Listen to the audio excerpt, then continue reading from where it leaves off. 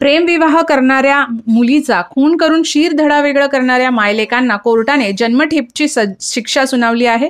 तब्बल 3 वर्षांनंतर वैजापूर सत्र न्यायालयाने हा निकाल दिला आहे। शोभा मोटे आणि संकेत मोटे असं शिक्षक झालेल्या मायलेकांची नावे आहेत। छत्रपती संभाजीनगर जिल्ह्यातील वैजापूर तालुक्यातील लाडगाव येथे 4 डिसेंबर 2021 मध्ये ऑनर किलिंगची घटना घडली होती। कुटुंबियांचा विरोध डावळून गोयेगाव येथील किशोरी अविनाश थोरे या 19 वर्षीय तरुणीने एका तरुणासोबत प्रेमविवाह केला होता।